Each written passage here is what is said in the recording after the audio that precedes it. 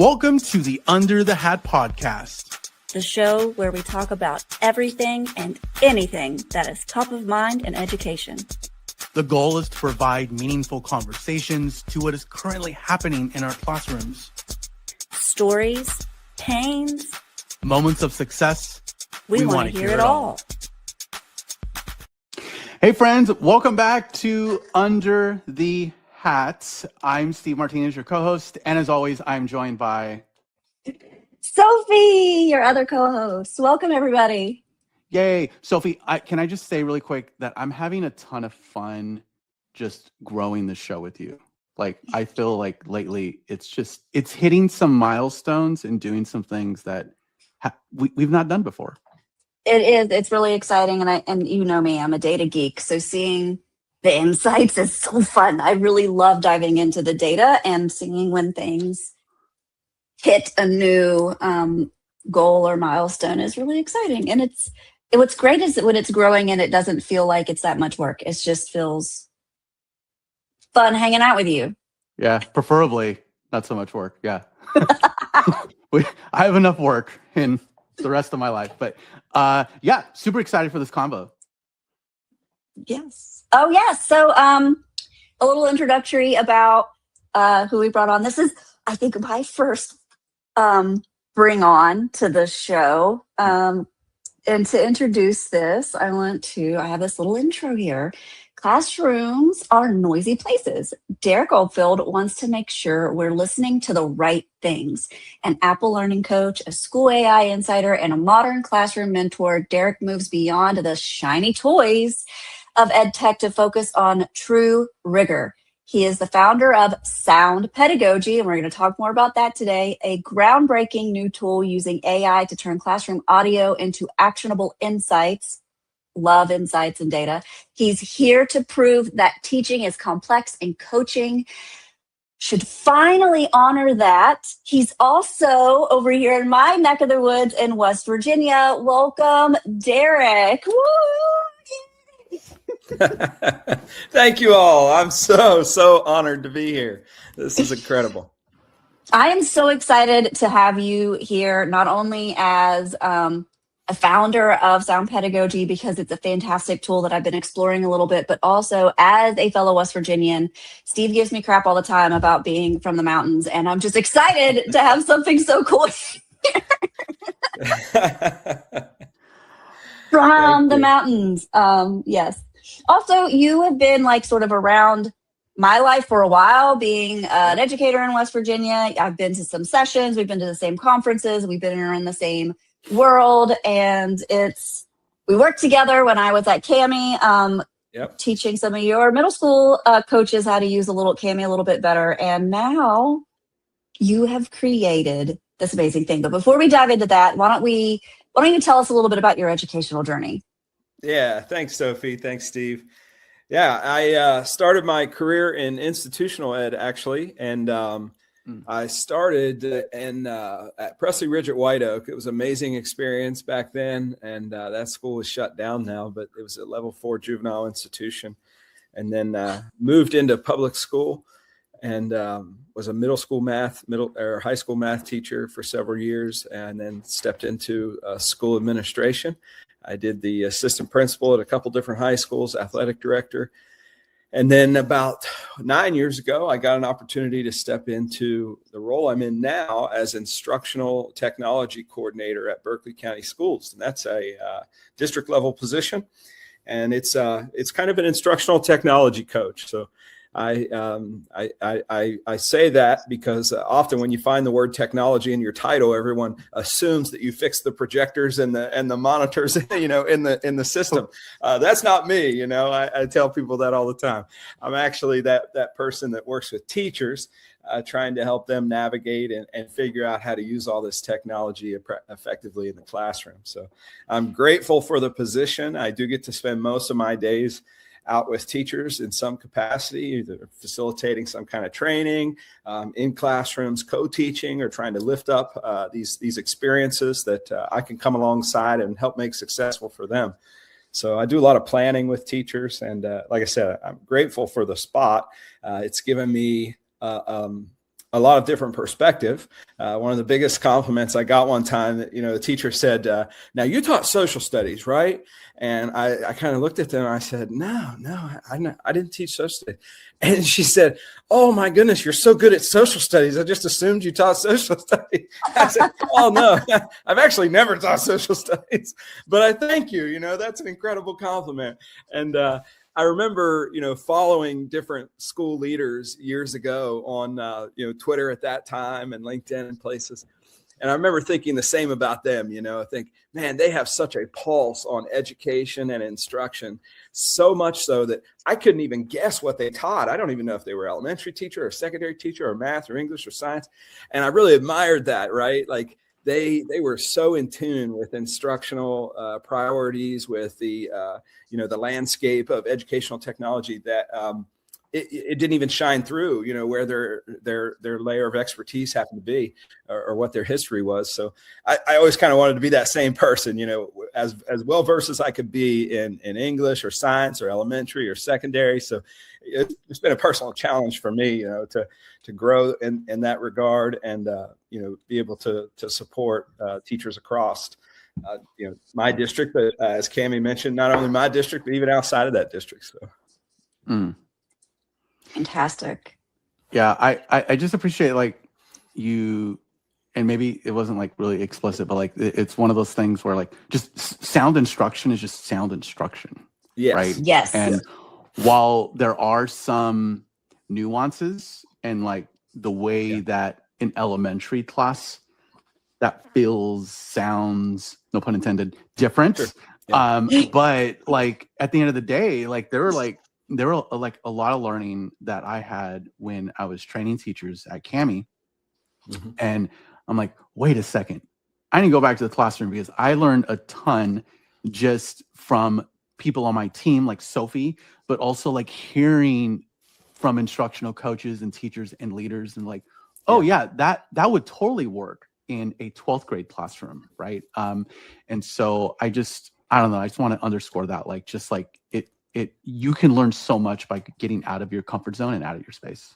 Yeah, you can't, you're right. You can't underemphasize that. I mean, and I say this often, just in posts and things, I wouldn't even be in this conversation today if it weren't for the kindness of teachers that have invited me to their room. And just as you said, Steve, like, I think they think, oh, I'm learning so much from Derek. I'm learning just as much or more from them and from the opportunity to be there. And I'm picking up things that, if I was locked in my office staring at a screen all day, I wouldn't have that insight. And I wouldn't have, the things that shine through in this platform we're about to talk about.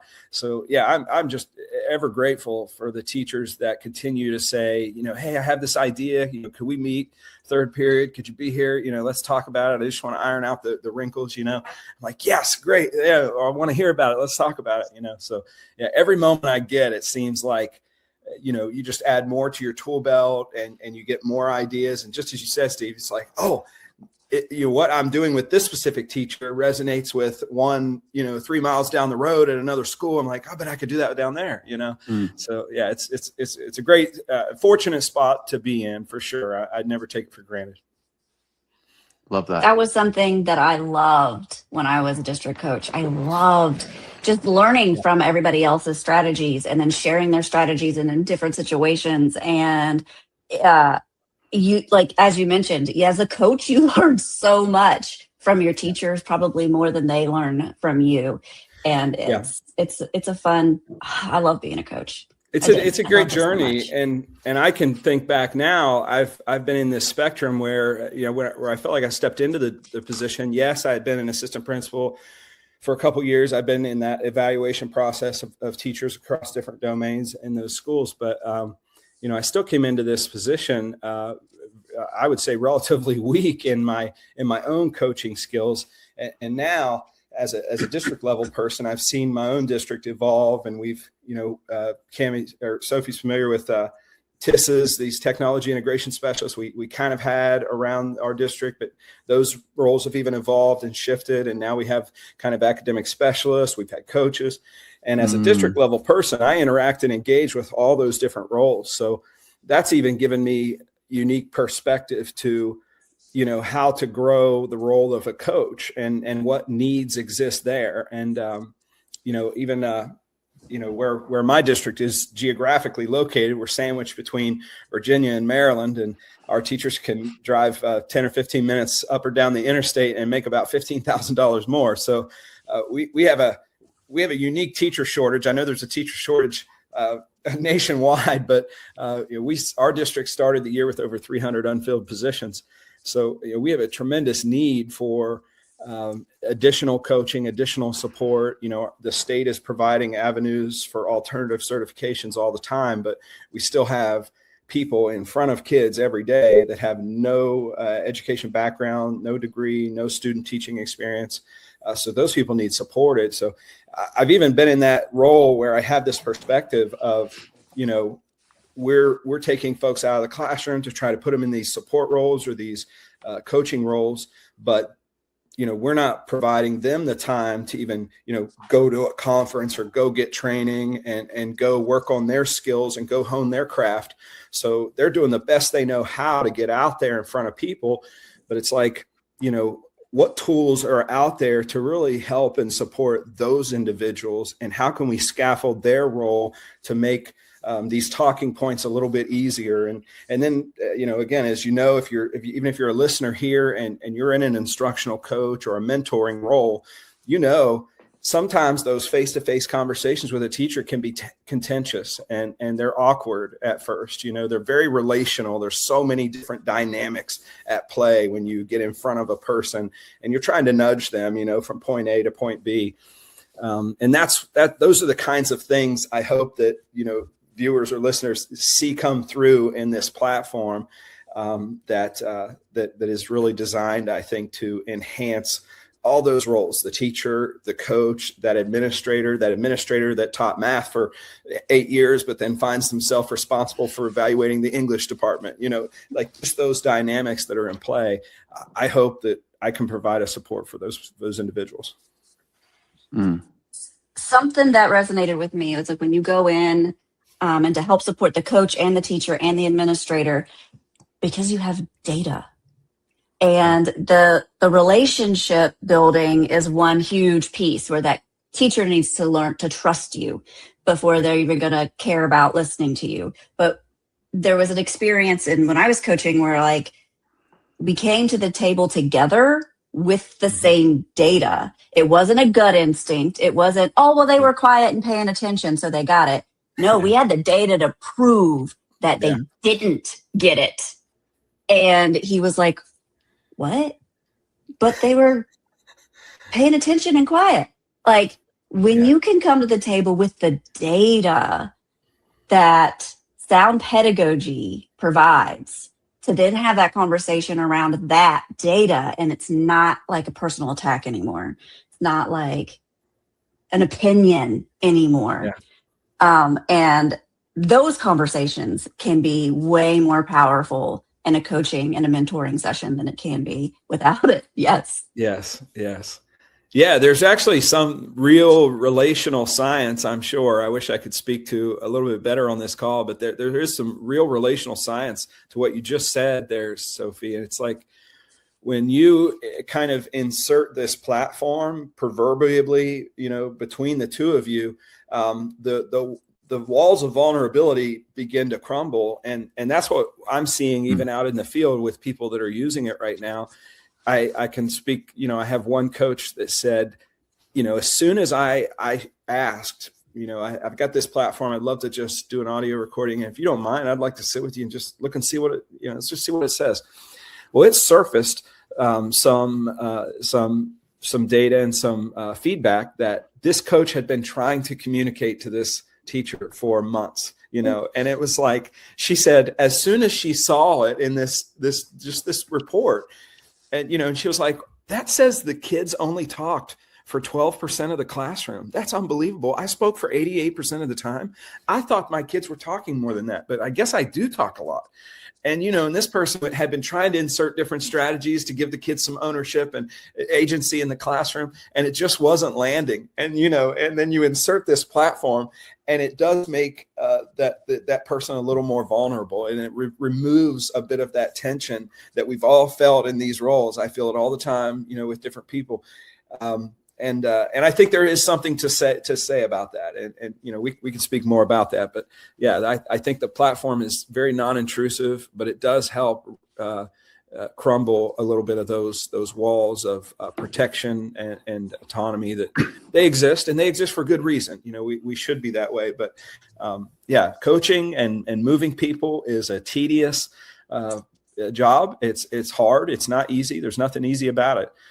But yeah, I hope that people find support in what we can do with sound pedagogy. Yeah. Wait, are you saying that teachers talk a lot? I've never heard that before. That can sometimes be the case. This actually, I've been doing a lot of research around attachment theory. This the nationally known speaker named Eric Bostic turned me onto it. But there is something about the role that our behavior and our relationships play, and even our history plays in our teaching. And a lot of times, this is one of the things that sound pedagogy can surface, is a lot of times in classrooms, especially maybe with novice teachers, they're guilty of asking questions in a classroom. And we've all seen this, right? We'll ask a question, we'll wait for a fraction of a second, and then we answer the question ourselves. Like, you'd be amazed at how frequently that happens in a classroom, but you'd never know it unless you were using a product like this one. But that can happen so frequently. And that's actually a result of it's an attachment theory dynamic here. It's the idea that teachers do want to be validated. And I hate this about our career, but sometimes validation is far and few between, right? Yeah. So we subconsciously seek that validation as frequently as we can. And sometimes we get it by asking a question and answering it ourselves. And we don't even know it, right? I don't think people do this intentionally, but they do it, and that they'll say, now, Steve, what is this? They'll ask, it's blue, right? It's blue. Yes. It's blue. They answer the question for, but they don't know. And that's not leading to any learning, of course. That's actually leading to the illusion of learning or the illusion of proficiency. And we don't want that, right? We want to dismiss that. And I think that's even the case too, where you ask frequent low-level questions. That's another thing that we're surfacing in the platform. So the platform actually filters out non-academic questions that would be asked in a classroom setting, which just happens all the time, right? I'm starting class and I say, where's Sophie? And somebody says, oh, she went to the bathroom. I say, oh, okay, no problem. That's not an academic question. I don't want to tier that kind of a question, and I don't want that to dilute the data. So I filter that out. But academic questions, I'm actually aligning to Bloom's taxonomy, research from decades ago. And we get a report of where those questions fell according to that taxonomy. And the reason why so many questions asked in a classroom are at the bottom levels of Bloom's taxonomy, one, they're easier to come up with. Often high-level questions take pre-planning and real thought to design and then interpret even when it's best to ask those questions. But also, we have this subconscious fear of asking these questions because we're not sure students will be able to answer. And it helps us subconsciously if we ask a question and kids get it. Like, that's our validation too. So this is all related to attachment theory and the idea that maybe I ask frequent low-level questions because I know my kids are going to answer, and that helps me feel good. That's affirmation for me. Now, again, that's real. I'm not dismissing that feeling, and we do need that. But I think it's just it's a recognition that that's happening in the classroom. And if I can recognize that I tend to ask low-level questions more frequently than questions that would promote critical thinking and real reasoning and application on part of students, then I'm more likely then to be aware of it, right, in my planning and my preparation. And that's where I think a coach or, a pseudo coach like the platform can, Sound Pedagogy, can act as that intermediary with that person and say, hey, in this moment, this is what may have happened, and this is some things you could consider asking. So, yeah, I'm so excited. Thank you all. So, okay. So this is fun. And so I do want us to get into what sound pedagogy is. But before we do that, I just want to just highlight something that you pointed out, right? You kind of gave these non-examples of how to come with pre-planned questioning and rigor and all that fun stuff. But what I see being in the business of supporting pre-service teachers, I see two things that sometimes make me giggle, right? And one is when they check prior knowledge at the top of a lesson, right? It's always like, kids, tell me what you know about the Cold War. And then they're all like, yeah, we don't know anything. Or even better, if it's something more nuanced, to be like, tell me what you know about supply and demand. And they're like, yeah, we know. So it's like how intentional can we be with that sort of thing? And the other thing, because you kind of pointed out, be like, when the teacher answers their own question, the thing that just kills me but makes me laugh sometimes is like, any questions? Yeah. Like I'm like, no one will ever just straight up ask questions in that situation. At least in the classroom setting. Yeah. Like, we okay. Does that make sense? Does that make sense? Right. Yeah. And they're like, bro, we just want you to stop talking so we can get back on TikTok. That's So I would love, Derek, for you to kind of, first explain, what Sound of Pedagogy is, and what it solves. Yeah, absolutely. So Sound Pedagogy is a mechanism for, discovering what your classroom is really saying. And what we're doing with the platform is giving a user the ability to just press a button and behind the scenes, just record the audio of their classroom. So this is purely an audio recording. And they can record the audio of the classroom. That audio then gets transcribed and diarized. That means we're identifying different speaker labels in a transcript. And that transcript then gets provided front-facing to the user. But once you transcribe audio and identify speaker labels, you can do some pretty remarkable things with the audio of a classroom. And this is probably not something a lot of our listeners or viewers may have even thought about before. I mean, we've probably heard of recording a classroom, right? I've done that myself, actually, with teachers pursuing national board certification or different professional development. I remember in pre-service teaching, I had to do one video recording when I was in undergrad.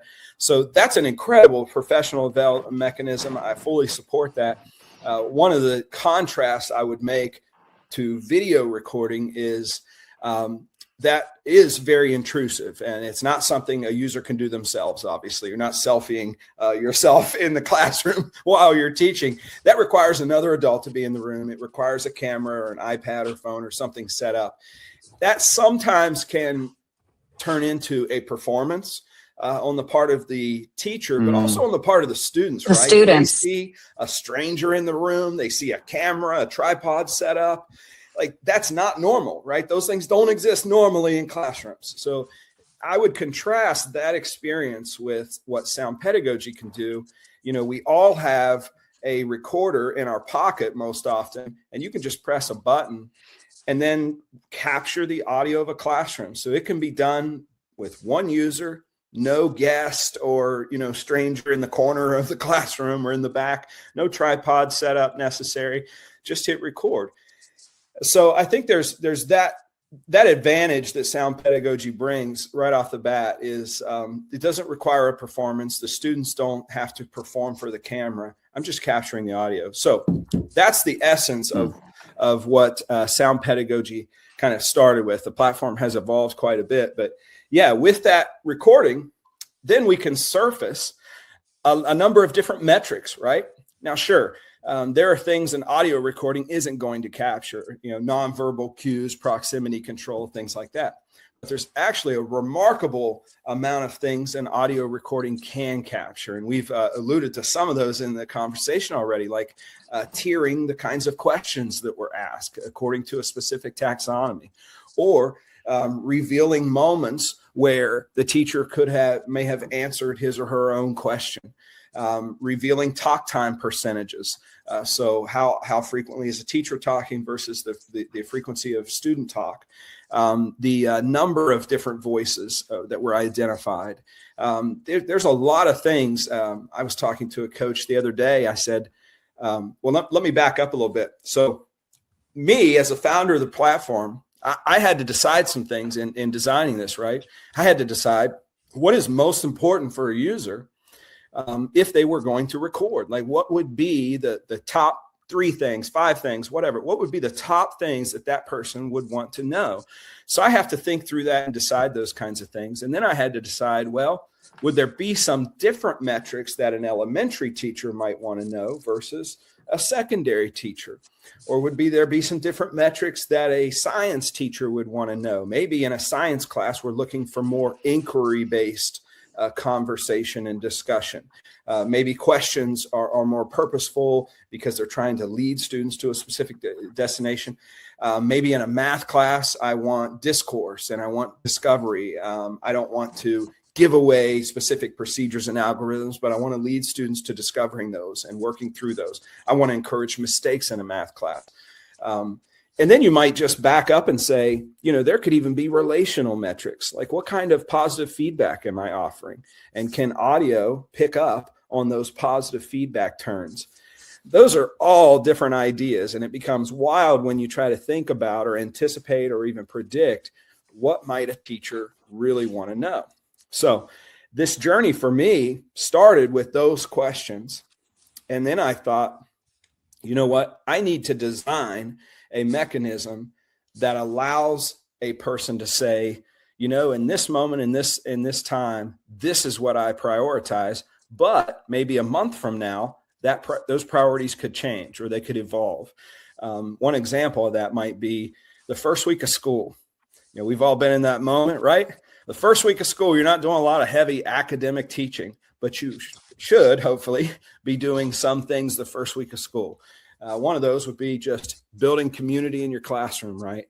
Getting to know your students, building relationships with students, offering positive feedback, going over procedures and rules, asking students to repeat things, depending on, again, programmatic level, content, those kind of things.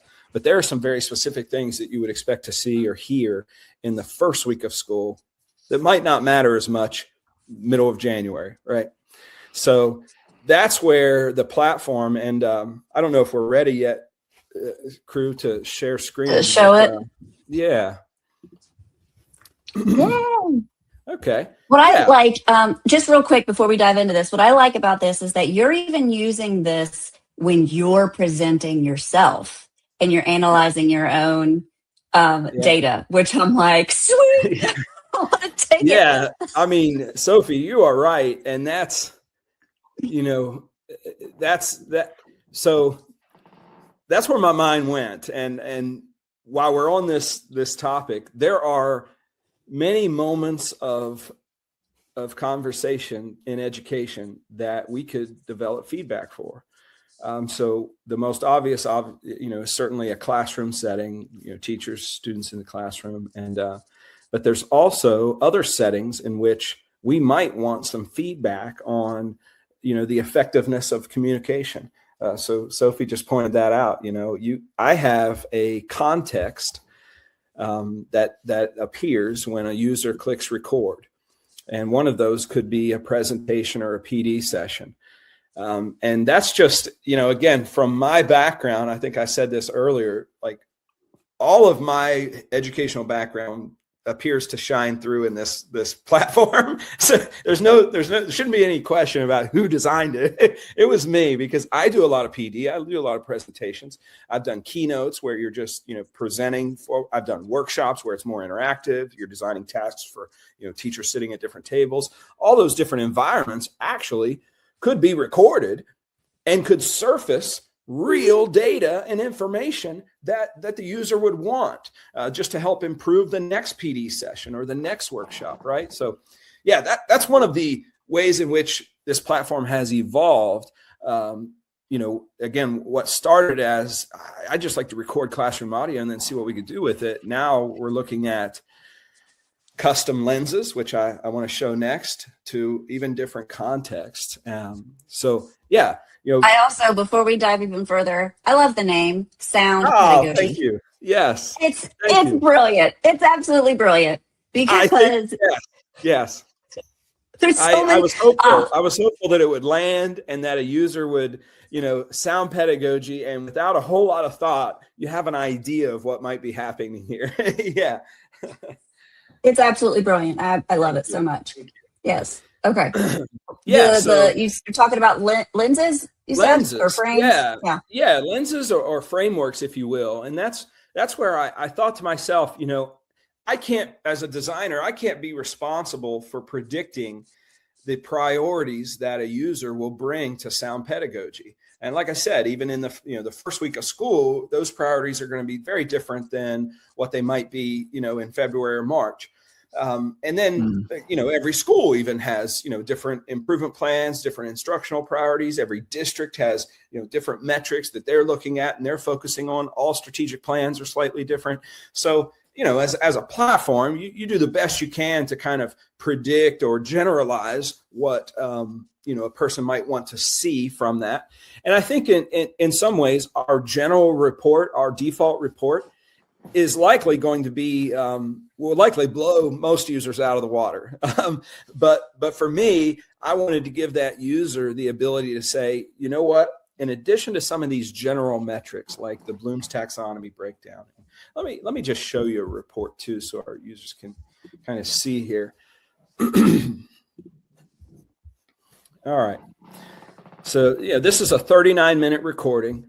And these are some of the things that were surfacing. And obviously you can see the context here was math. So this report would differ slightly from one that picks up a different context. And now, again, for listeners, the audio that's transcribed, the AI actually auto detects that subject level, the context itself. So you'll notice I don't necessarily have a drop down here where I can say this was math or this was reading or this was science. I'm just auto detecting that. Now it defaults to more of a general report if the confidence level isn't where we need it to be. But this is a math report. You're seeing kind of a breakdown in conceptual questions versus procedural questions. You're seeing a breakdown in discourse patterns, mathematical vocabulary. And again, just know the source of truth in this document was the transcript for that recording.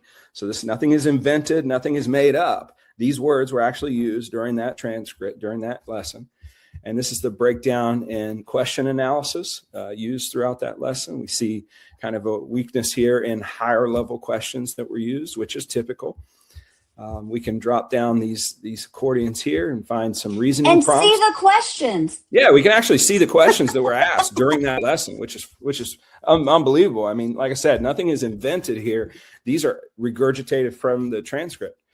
And then, if you're familiar with math, the National Council of Teacher Mathematics has actual math practice indicators. So these are developed nationwide. I was just going to say, no, I'm not familiar with math, but continue. These are the mathematical habits of mind, right? Yep. Yeah. There's I love specific these math practices. And we're looking at those rich math discourse highlights. So, these are things that it's greater or less than half, because if you take one whole, you can separate it to sevens and then you can put one half there. That was a student speaking during that particular class. And then we get into some really critical coaching content here. Like here's some missed opportunities, right? After Damien shares the story of students by books read, the order of students by books read, no follow-up to have peers critique or compare strategies, right? Student explanations using tools are praised, but not extended to really connect reasonableness with those tools.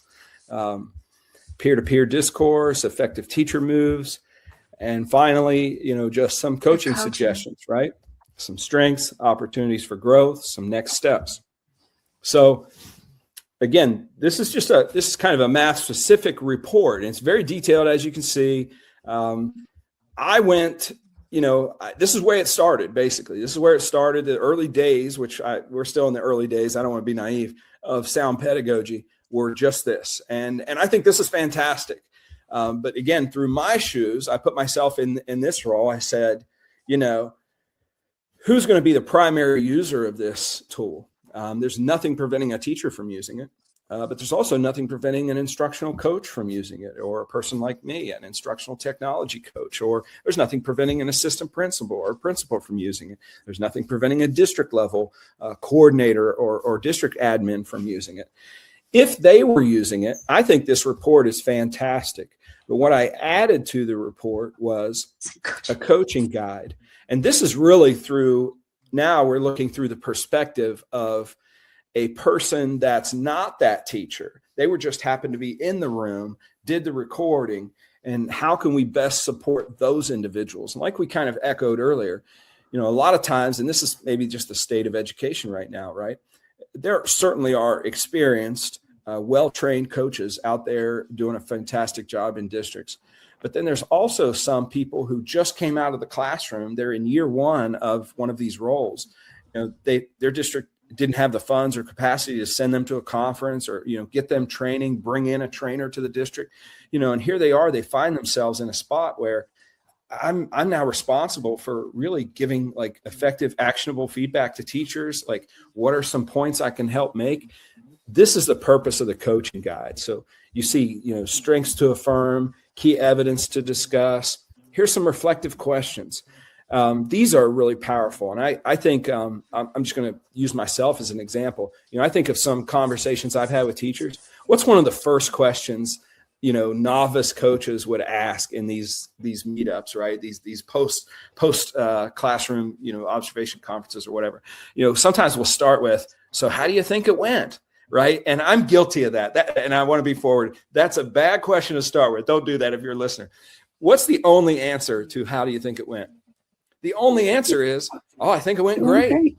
No one's going to say, I don't think that one was very good. Like there's really only one answer to that. So we need to be more surgical with the kinds of questions we ask in those moments with teachers.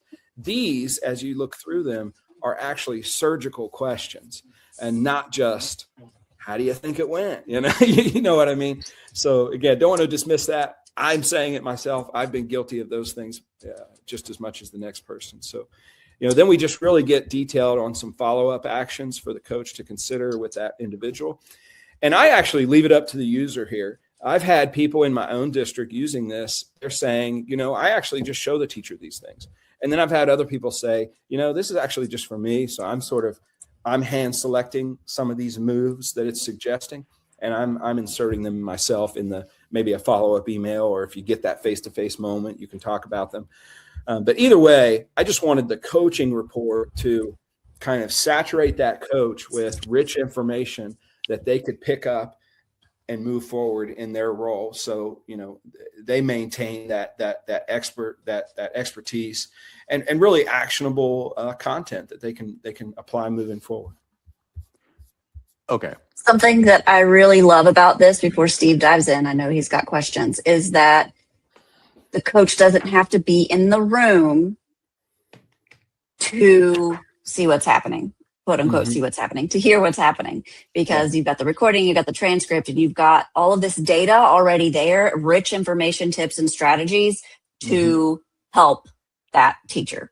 So the coach could be on the other side of the country and have data to help them out. Yeah, that's amazing. You're right. Okay. I have my pen here that I've been using. So you've been taking notes? Yeah, a little bit. Well, no, because like it's a lot. And I don't say that in a negative way, right? Yeah.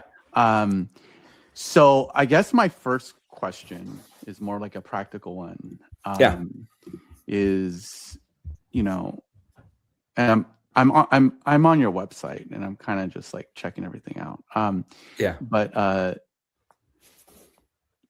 privacy and security stuff. Yes. So like with COPA FERPA in mind, like you are collecting student interactions, right? And so in my state, the very tiny state of California, we have very tiny rules. Yes, I'm being sarcastic. Like what does that look like if a district, were to implement this? How long does it get stored? What is that? Yeah. You know what I'm asking for. Like, so yes, I do. Tell us more about that piece of it. Yes, these are great questions, and I appreciate you surfacing them. I don't want to ignore those things. So these are top level questions any school or district should have. So if you're a listener, you should ask these things. Yes, I am actually deleting the audio as soon as it's transcribed. So this isn't necessarily a platform. I think in terms of teacher growth, right? For a teacher to record, but then if the reflective moment or the growth moment requires them to listen back to a 36-minute recording, that's 36 minutes of time that they probably don't have, right? So I didn't think of this as, hey, we're going to record, but then you're going to listen to the audio and try to pick up. So once I do the transcript and the analysis, the diaration of speaker labels, I'm actually deleting the audio on my end. So you'll notice none of the audio is user facing. It's not stored somewhere for X number of days. These are just removed after we develop this. Transcripts reside until the user removes them from the account. And then I'm just being transparent here and displaying a transcript. You'll notice obviously a recording isn't going to know even the teacher's name or the student's name. So we're picking up on those things. We're giving the user the ability to make small edits here, and they can bulk change as well. So you'll know this particular recording, which was high on teacher talk, only identified one student. But I think if I go back here, the breakdown in, well, this is a science one, so it's picked up the science lens, but the breakdown in talk time, there's some reports that have, I'd have to find a report where it has the number of speakers. I'm putting a note there that tells the user, this is approximate because, analyzing a transcript, we're only as good as, the accuracy of, the AI picking up my voice versus Steve's voice. We probably sound very similar in the recording. And this all, of course, is dependent on where the recording device is located, the proximity to the speaker, those kind of things. So it's not uncommon for a transcript to look a little bit like this, but for 95% of the metrics, it doesn't matter. The only metrics that this really impacts is the number of different speakers in the classroom. And again, anytime I reference that, I put a note on the user-facing component that says, this is purely an estimate, likely not accurate. That's that. Yeah. And there's some anonymization techniques that can happen in the background in terms of anonymizing it. And I have found, even though I have those implemented, I found that names still squeak by, like that's this Jackson. That's a good example, actually. Like, this is where I think these tools are going to get better over time. Jackson is a proper noun that could be the name of a town or the name, like the location. It could be a person's last name, first name.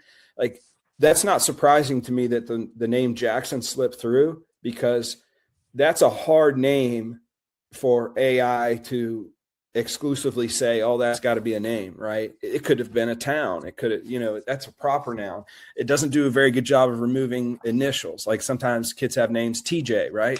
I had a TJ I grew up with, and the initials TJ will probably slip through this transcript. However, with all that said, if you look at the language in FERPA, it allows for audio recordings for the purpose of professional development. And I have that, I think that specific language in the privacy section, but yeah, these are great questions. We actually aren't even close to, violating, anything, we're really not even on the borderlines of that with what we're putting forth here. Obviously there's no student login, so I'm not transferring, any student information. Yeah. This is not a tool for students. So yeah, those are great questions. We do have specific mechanisms on the back end to the best of our ability, anonymize the transcript. So for the most part, it is anonymous. You'll notice that throughout the transcript, but there are occasionally, I just want to be forward, there are occasionally names that slip through. Yeah. But for those that were listening and didn't get to see, the transcript just says teacher and student B. Yeah. And then if you were to read through that and be like, oh, that was actually the teacher saying that, just they moved to a different location in the room and the audio didn't notice that. So you can change, you could change it to be like, oh, that was the teacher. But it just says teacher and student B. So there are no names in the labels of the transcript, but when you go into the transcript itself, sometimes there are names that are slipping through. But then again, how many Ashleys are there in the world? Like, Sure. Yeah. It's also one of those things too, where the consent piece, like if I were using this in my classroom, I would notify my students every time I would. Like, it wouldn't be like I'm using it for maybe like coaching purposes for myself, right? But I would have to let the other humans know in the room. Yes. So, yeah, and you're exactly right. Go ahead. There are some states that have a lot more strict recording rules about audio recording. Some states you have to have two-party consent. I have to agree, yes, you can record me, and Steve has to agree, yes, you can record me, for us to record each other. And then some states you only need one. Yeah. So it depends. Yeah.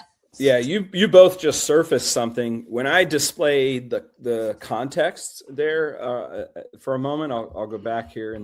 If you click record audio, phone or device, I'm on my MacBook, you have to choose from these contexts. Most often, I'm guessing, we would choose classroom and begin. But there are other contexts that actually I'm not addressing. And for the most part, that's intentional. So, some of our viewers, listeners, you might say, wow, you could actually record, for example, a coaching conversation or a PLC meeting. Like, what if it's the instructional coach with 4 other teachers in that hallway or that department? You could record that and surface some insights. But at some point, to Steve and Sophie's point here, at some point, though, you actually introduce some friction to that conversation that probably ends up in a negative net benefit, right? So particularly if it's a one-on-one coaching conversation, like I've had those, right? You go and you do an observation, you try to meet with the teacher afterwards. And this even can just be, you and the teacher standing in the hallway or something. Yes, you could record that, but that actually would introduce probably some friction to an already tense situation potentially. And then, like Steve said, do I have to say to that person, hey, before I share some feedback with you, do you mind if I record this? And, even if you say, oh, this is purely for me, it's just for me, it's not for you, and genuinely it is just for you to grow, you to get better. But I still feel like that's probably not a context. Yeah. Like, that's not a context I'm currently pursuing. And I hope our listeners and viewers probably understand why. So again, we could do that. I've just chosen not to go that direction. And there's other contexts too. I've chosen not to pursue that because I just don't think there's as much value there as there is obviously in recording a classroom or something. Yeah. It totally changes the vibe of the conversation when you're being recorded. People are a lot more cognizant of the words that they're using. Yes, absolutely. Unless we're on this podcast and then I let things slip.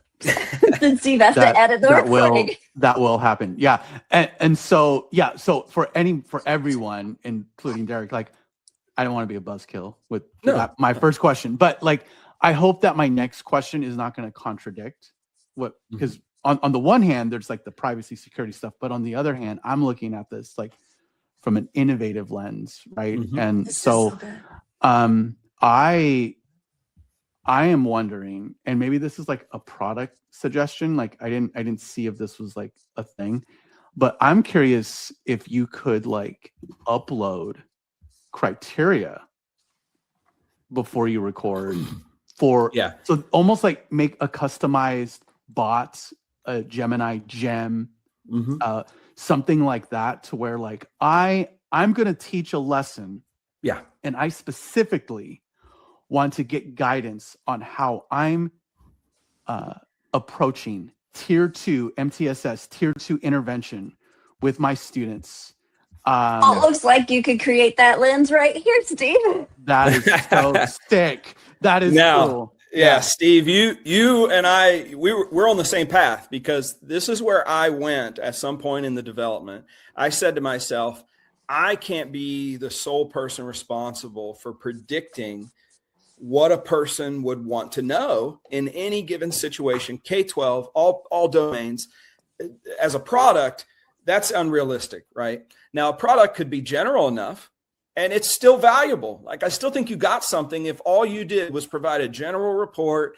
People could use it. They're going to get general metrics, and those metrics might be helpful. But to Steve's point, I was right there some time ago where I was saying, boy, it would be really good if a person could say, just Steve's example was spot on. I'm getting ready to teach this. I'm getting ready to do this. This is a new unit, or this is this.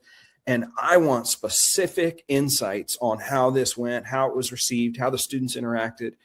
Here's where I get into the lenses that I'm providing the user. So I have a library of lenses I want to look at for a moment first, and then we'll go to look at a custom lens. So I have a library of lenses that the system, the product, has developed, and anyone, the users, can go in here and copy these lenses to their account and then use those. And you can actually do this post-processing. So even though you record or you upload a recording and you process it, if you want to reanalyze it, I'm giving you that ability to reanalyze according to any of these specific lenses, right? Vocabulary instruction is going to be a little bit different, right, than some of these other lenses. And we're picking up on different things. Specific to vocabulary, I'm going to click the preview button just to kind of show you what metrics we're tracking here. So word introduction, obviously with vocabulary, it's important that we introduce the words. Is there any context embedding here? Are we doing the morphological analysis, right? Prefix, suffix, root words, those kind of things. Are students interacting? Do they have to voice? Do they have to use the words themselves? Do they turn and talk to a partner? Do they do those vocabulary strategies that we know are effective? Is there any multimodal reinforcement? Are we looking at images or gestures? Or, in elementary rooms, they might do the hands up, down, or circles. I mean, you're doing movement, but in other areas, we might be looking at diagrams. Is it possible for the audio analysis to pick up on those things? Review and retrieval, academic language modeling. Again, I have a demo report you can open there. But I'm I've given seeing you these interesting tags. So open one of those up again, please. It's a preview. Yeah, absolutely. I'm seeing these interesting tags on you have these lists of metrics, and then it's like the rigor, the discourse, the conceptual, the understanding. And I'm like, yes, like there's all these. Yeah. Well, ultimately, I mean, as a product, if you insert this smart tagging system, those tags ultimately then become something that, in terms of data, a district level person or maybe a school principal looking at school improvement in their own school, they can access, withdraw information across a specific tag. And then we get to really look granularly, at, what areas of growth, what are our trends across these specific tags, if I am a school principal and I'm using this product. So yeah, that's the idea around the tags. And then obviously, just to show the viewers, you actually can create your own lens as well, which is the next iteration of, this conversation we're having. Yes, it's great to have a few custom lenses, but again, I don't want to put 18, 20, or 40 custom lenses in the program, the platform. I actually just want to say to the user, hey, you're smart enough. You come up with your own lens. So now we're allowing them to upload some documents, images, and then and people have their own personal goals, and every teacher has, for their evaluations, has to set their own goals, and so maybe this could be directly connected to their evaluation goals. Absolutely. This is fantastic. Yeah, no, I'm so great. Thank you so much. I think seriously, I've been geeking out about this for weeks. Yeah. Okay. Can I just say that, interject? Derek, can you please just take my money right now? I think that if there's so many different use cases here, which I know that you kind of just we're talking about, selfishly, just someone that's in the business of pre-service teacher and like teacher credentialing, and my college also does like administrative credentialing and masters, and I just feel I would love. You kind of talked about like walkthroughs and admin coming in, but like for us, like we have support supervisors that I don't know if I want to bring back to my college, because at a certain, I don't want to say this would replace the human to be in the room, right? Because that would be my initial question, which it wouldn't, right? But that would be my initial like, whoa, Steve, slow down with that. But if it is there in addition to, That's a great point, Steve. And two things. I didn't know that this was some of your background, but full transparency to listeners and viewers. I mean, we're still so early in the development of this platform. I mean, I'm just doing free pilots everywhere right now. I haven't had very many calls, but one of the calls I have had was, I don't think they would mind me saying, it was with Ohio University, and I'll sort of leave it at that. But it was around the idea of pre-service teachers, and they really felt like, wow, this could potentially provide tremendous value to those individuals out there, honing their craft. So that's fantastic that you brought that up, because that's one of the calls I have had from interest in getting this platform to pre-service teachers. Yeah. Yes. Yeah. And I would say, in terms of my users, like, what's even interesting, and perhaps this is just me, maybe it's who I've talked to. I actually do have more users in the coach, specialist, admin roles. So, and that's, like I said, I'm just reflecting on it. It's possible that this is a platform that is more closely aligned to those roles. And if it is, I'm okay with that. Obviously, it's my role.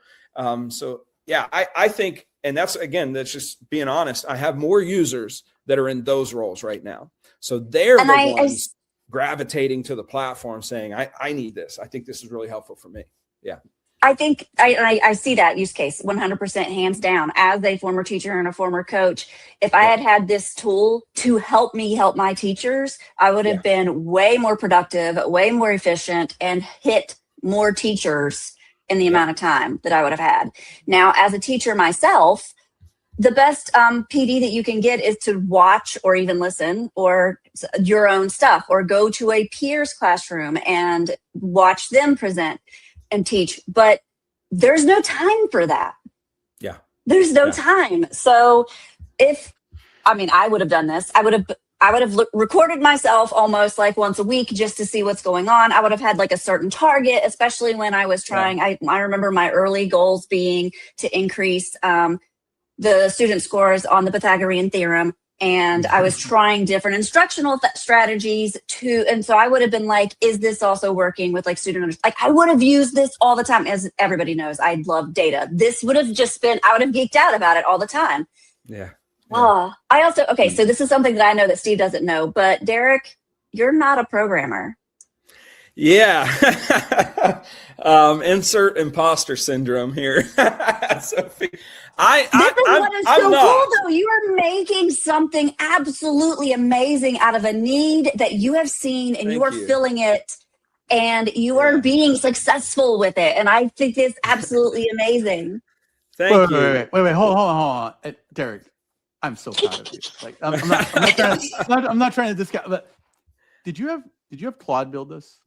I'm just curious about the story here. Yeah, I had help from a lot of different agents, actually. Oh, okay. And this is the world we live in. But it's your idea. I'm not sugarcoating it at all. Yeah, it's my idea. I mean, obviously, people doing what the three of us are doing know this.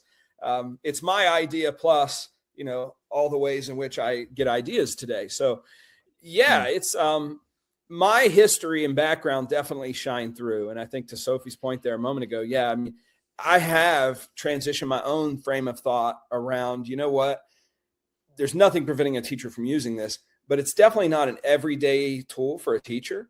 I don't think they're going to record every lesson, right? That's probably unrealistic. That would give you way too much data. Yeah, it's just too much data. It's too cumbersome. At some point you're ignoring the reports, and I think doing it less frequently, you start to look at the reports.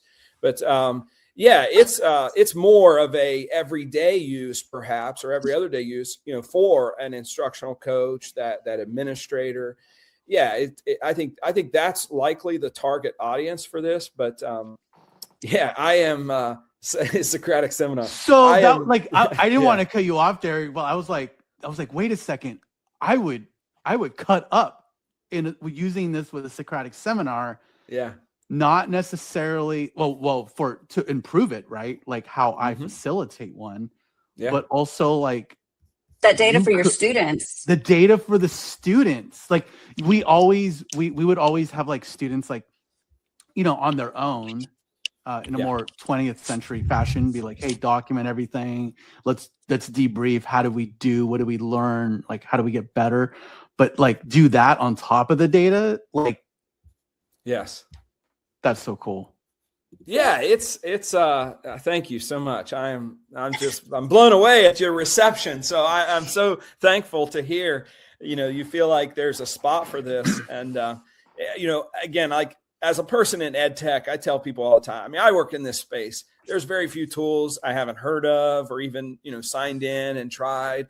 I'm in a role that allows me to do all the certification programs. Every platform has their own kind of certification. So I'm constantly evaluating tools. I'm trying to find, what's next and what can support teachers. So yeah, I think this is something that isn't actually in a saturated space. A lot of tools are competing with numbers of other tools, and this space isn't necessarily saturated. There are similar products out there, but be careful. I'm That's how excited it starts. That's how it starts. Right. People are going to be like, oh, that's a good idea. We're going to mimic that. That's right. I've been actually kind of limiting Steve on the information that I knew about this product, Sound Pedagogy, because I wanted him to sort of blind react to this situation. Fresh reaction. Yep. And you got a blind reaction. Yeah, for sure. I love it. And he had, not that he didn't have time to look into it before this. I actually did not have time. But in true Steve fashion, he came in, and I am thrilled that he had this reaction. And I know now that you are like, oh, I'm so excited because I love it so much. And I see the use cases. I see how this could be an extremely powerful tool in any school or district. And I want everybody to see it. I do. I want everybody to see it. I absolutely love it. Steve, sing. Yeah.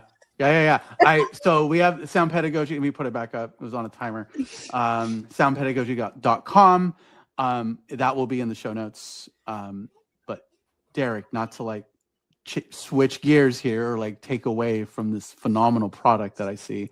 But we do ask our guests towards the tail end of every episode, that same question of, what is under the hat for you? What is top of mind in education? Yeah, great question. And I have one right under the hat for you. I'm very engaged in the AI space with education and trying to determine, what's the path forward. I'm excited about things in the AI space. I'll be honest. I think some of it is exciting. Sure, there's the things that make you anxious and make you wonder. One of the things I've talked a good bit about recently is maybe the evolution in learning data that we have access to. So I would start this with legacy vendors that are out there. We could name drop, big time vendors. My district has them, and they are masters at producing learning data and dashboards and proficiency rates. They're even forecasting now according to your state's assessment design, assessment instrument. So those products are very good at that. I would always say, for the most part, though, those products, the learning data that they produce for the user is primarily based on a right or wrong answer to a multiple choice question. And when you think about it holistically, that actually represents a small sliver of that learner and the picture that we want to paint about them. I want to know much more than right or wrong on a multiple choice question. Now, again, I don't want to dismiss it. They produce amazing metrics, reports, dashboards. They forecast according to your state's assessment, instrument. So they're good. I'm not dismissing them, but I think we're entering a world where we're going to start seeing a much more vivid picture of that learner. And that's as a result of AI first learning experiences. Those AI first learning experiences will be able to do a deeper analysis of that learner and really start to identify patterns and trends that around how they're thinking, not just what they're thinking, right? So that excites me. And what an instructor in the classroom will be able to do with that information. And then at the same time, I have to step back and say, that's a lot of information. And I think the reason we're not seeing those reports yet is because we all know on this call, and any viewer knows, learning is messy. It's complicated. Like, to develop that vivid picture of the learner that we're talking about, I don't need just a right or wrong answer to a multiple choice question. I need a lot of data. And yes, it is not going to be easy. And no one wants to reveal that data unless they know it's really good and it's accurate, right? I don't want to paint an inaccurate picture of the learner. So you need a lot of data before you really start to say to an instructor, these are the things Sophie really, these are her preferences in learning. These are what she trends towards. These are patterns she has. She takes 2 or 3 or 4 wrong answers before she gets it right.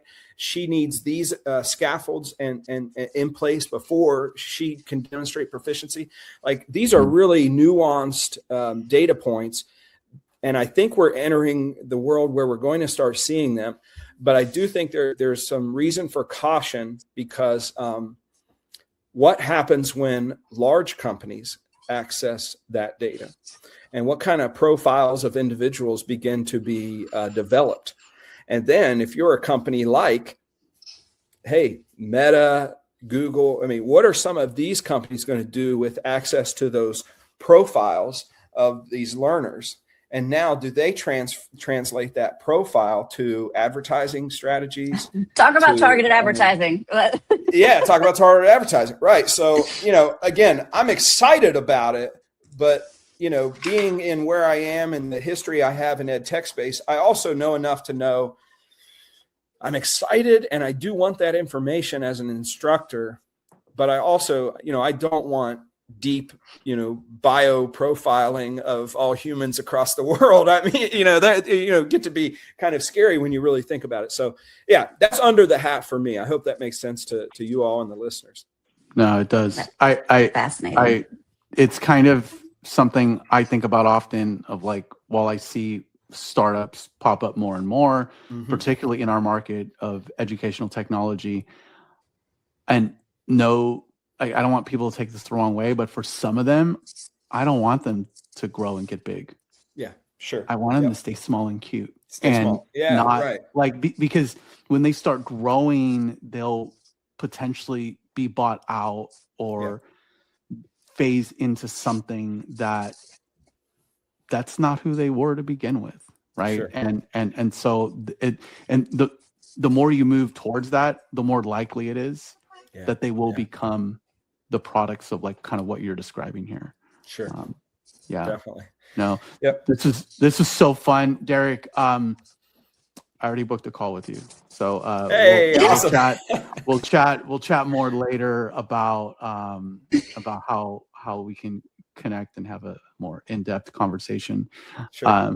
But you all have been great. I so appreciate it. I am very early, and for you all to take time to insert my platform this early, I am so grateful. So thank you. No, I believe in it. I believe in it so much. You need more data so you can make it better.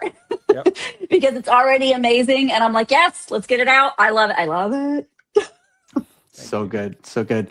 Awesome, friends. Well, we appreciate every single one of you. As you know, we now have a store, right? So if you go to underhatpod.com, please check out the store. Sophie's done a phenomenal job of, like, designing, putting stuff up, orchestrating all of that in that space. So feel free to give that a look-see. But until next time, friends, keep your hats on, but your minds open. Bye-bye.